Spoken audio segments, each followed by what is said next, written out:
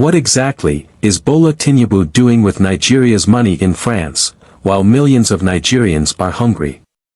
Join us in this video, as we uncover Bola Tinubu's secret visits to France which are draining billions from Nigeria's pocket while millions of Nigerians continue to suffer.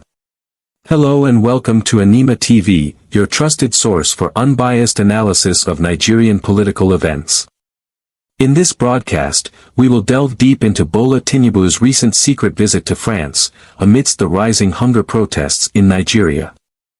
While millions of Nigerians grapple with hunger, soaring inflation, and economic hardship, the president is engaged in secretive dealings, enjoying luxury trips, and diverting national funds towards his personal interests.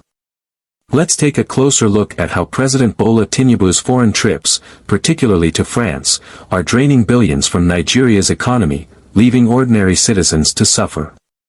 Let's begin by addressing a peculiar pattern among Nigerian recent presidents.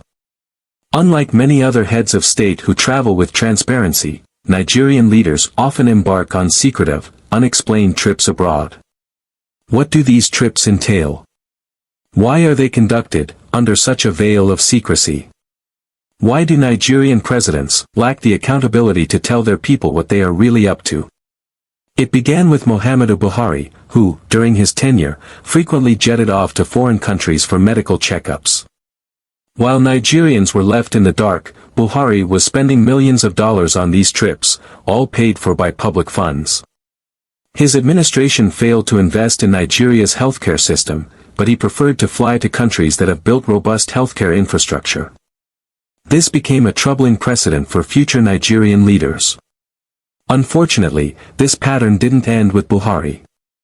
President Bola Ahmed Tinubu has followed in his footsteps, and perhaps even taken it a step further, with multiple secret trips abroad that are shrouded in mystery. These visits have nothing to do with the pressing needs of Nigeria.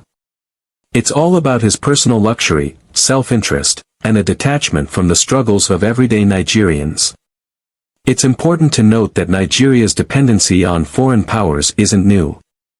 Since its independence, Nigeria has maintained a complex and often problematic relationship with its former colonial master, Britain, and its neo-colonial overseer, the United States. These relationships have continued to shape Nigeria's political landscape and economic dependencies. But Bola Tinubu seems to have cultivated his own special colonial masters. Not Britain, or the US, but with France. In recent years, France has extended its influence over African nations, with significant interests in West African economies. Tinubu's numerous trips to France aren't just for casual meetings, they serve deeper, less transparent motives. Many people believe that Tinubu is positioning himself and his allies to benefit from French interests, trading Nigeria's wealth for personal and political gains. This raises a fundamental question: what does Tinubu owe France? And what is France getting in return?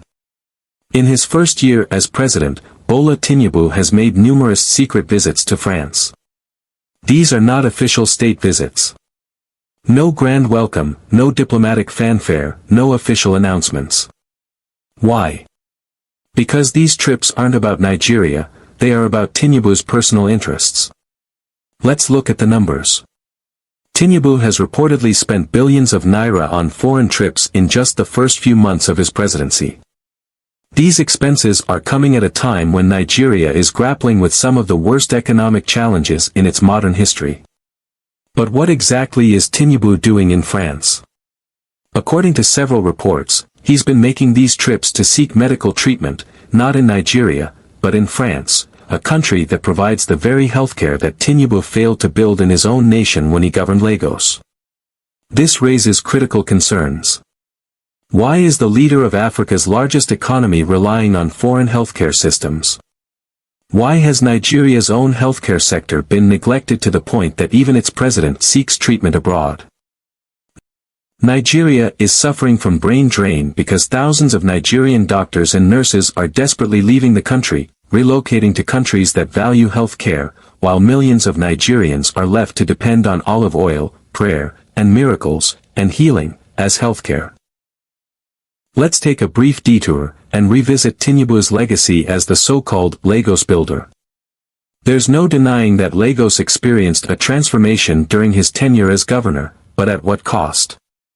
While Tinubu supporters hail him as the architect of modern Lagos, they often overlook the glaring gaps in healthcare, education, and infrastructure that persist to this day.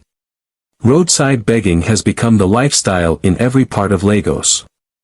Now that Tinubu is president, it's clear that his focus is not on improving the lives of the Nigerian people.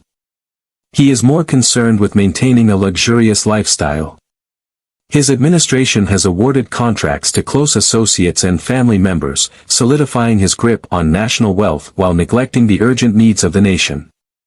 For example, Tinubu has reportedly diverted all NNPC filling stations to his family members, giving them control over crucial national resources. This is not leadership, it's exploitation. If we dive deeper into Tinubu's foreign escapades, we see the extravagant lifestyle that accompanies these trips. His latest trip to France sparked outrage when it was revealed that Tinubu flew on a newly acquired Airbus A330 business jet. This isn't just any jet. It cost $100 million, money that could have been better spent addressing the basic needs of Nigerians. While the president of Nigeria enjoys luxury jets, foreign healthcare, and secret trips, ordinary Nigerians are facing some of the most challenging economic times in recent history. Nearly half of Nigeria's population lives in extreme poverty. Many families have been forced to cut back on food, medicine, and other essentials just to survive. Unemployment is at an all-time high, and the country is reeling from the aftermath of Tinubu's economic policies. The frustrations of ordinary Nigerians culminated in the hunger protests of August 1st, which saw thousands of people taking to the streets to demand change. These protests, however, turned deadly when security forces opened fire, leading to the tragic loss of 21 citizens. The protests were a direct response to Tinubu's economic policies that have deepened the poverty of millions. Instead of addressing the legitimate concerns of the protesters, Tinubu's administration responded with force, demonstrating once again how disconnected he is from the suffering of his people. Tinubu, who failed to meet any of the demands from the hunger protesters, quickly bought $100 million jet for himself. As details of Tinubu's lavish trips to France and the acquisition of his $100 million Airbus A330 came to light, Nigerians took to social media to express their outrage. Many Nigerians questioned how Bola Tinubu's government could justify his extravagance in the face of widespread economic hardship. Mr. Peter Obi, the second runner-up in the 2023 presidential election, openly criticized Tinubu's actions, calling them insensitive to the plight of ordinary Nigerians. There's a stark contrast between the lifestyle of Nigeria's leaders and the everyday experiences of its citizens. Tinubu's presidency, in its short time, has been defined by luxury and waste, while the Nigerian people are left to bear the brunt of poor policy choices and financial mismanagement. In just 6 months, 2.3 billion naira has been spent on foreign trips. These are not trips for the betterment of Nigeria, or its people, rather they are trips for Tinubu's personal gain and pleasure. What's really going on here? Why are billions being drained from Nigeria's coffers while its people starve? The answer lies in the way power is used and misused in Nigeria. This is a tale of corruption, greed, and detachment from the realities on the ground. This is not just about secret trips to France. It's about a system that prioritizes personal luxury over the needs of millions. It's about leaders who are supposed to serve the people, but instead, they are serving themselves. Nigerians must demand accountability. They must ask the hard questions, and hold the leaders to the same standards that they claim to represent. Nigeria cannot thrive under leaders who prioritize personal interests over the well-being of the people. Nigeria needs leadership that listens to the cries of the hungry, leadership that invests in the future of the country, rather than in private jets and luxury healthcare abroad.